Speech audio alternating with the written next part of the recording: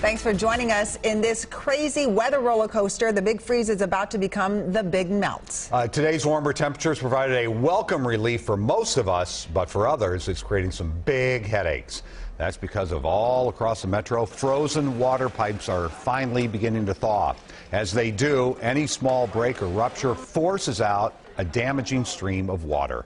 As Bill Hudson shows us, others are finding trouble lurking up on their roof. Fresh flowers certainly need water, but not quite like this.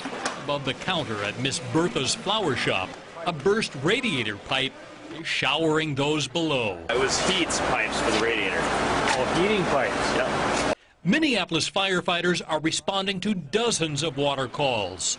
As weather warms, pipes that had been frozen and fractured send out streams of damaging spray. A lot of burst pipes, a lot of frozen lines. Ken Bartlett is a plumber with Mr. Reuter. He's been working long hours these past few days repairing damaged pipes. I worked till 11 last night and 11 the night before that, so our on-call guys are staying pretty busy as well.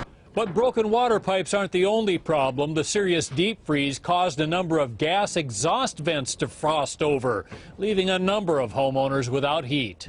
Well, the flue vent was frozen up, preventing fresh air intake and exhaust from coming in and out. That's the problem at this home, where the temperature is dropping inside. So the ice dam guys will use pressurized steam, not to melt away ice dams and frozen gutters, but to get the gas exhaust flowing again. There was ice in the stack, so I just steamed off the stack. It's a double wall pipe, so it's frozen down inside of there, so you have to steam off what's sticking out of the roof, basically. Melting away a mess created by a vicious deep freeze and giving chilly homeowners their heat back. Bill Hudson, WCCO 4 News.